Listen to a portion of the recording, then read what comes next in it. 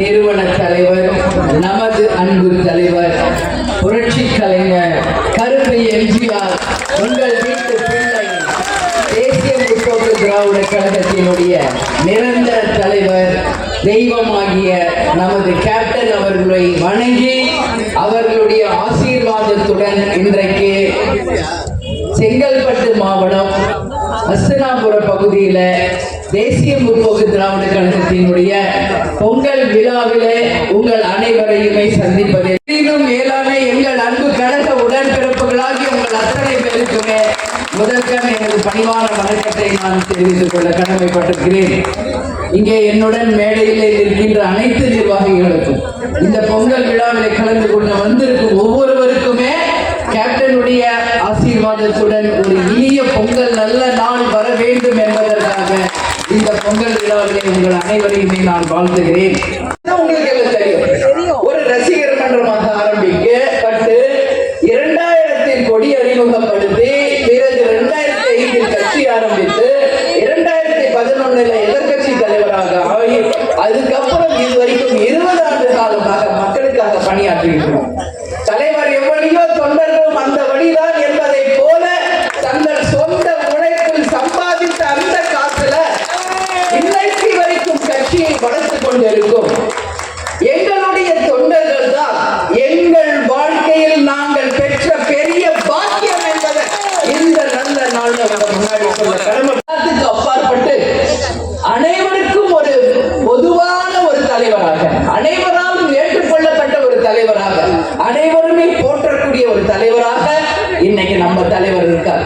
நம்ம தேசிய முற்போக்கு திராவிட கழகத்துல மட்டும்தான் பொங்கலையும் கொண்டாடுவோம், கிறிஸ்துமஸையும் கொண்டாடுவோம், ரம்ஜானையும் கொண்டாடுவோம் என்பது வேற எந்த கட்சியும் செய்வது கிடையாது.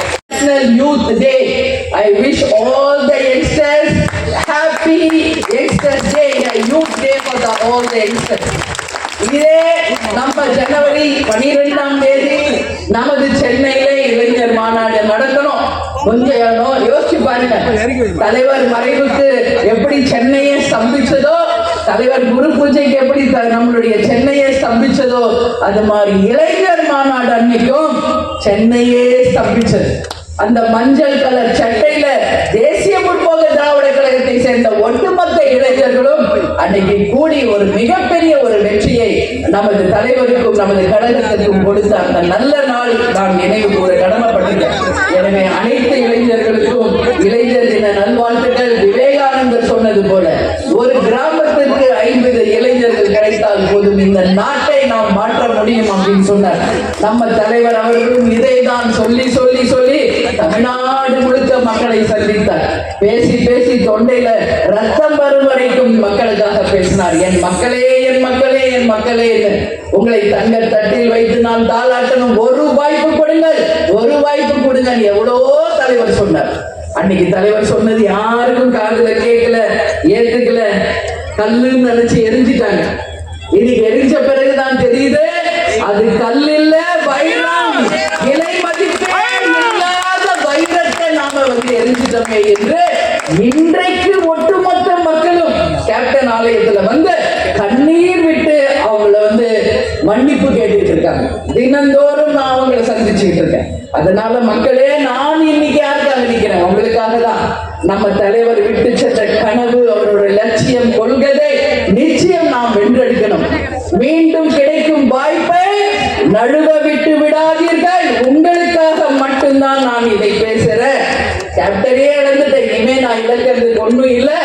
இருந்தாலும் நான் யாருக்காக நிற்கிறேன்? மக்களாகிய தமிழ்நாட்டு மக்களுக்காக தான்.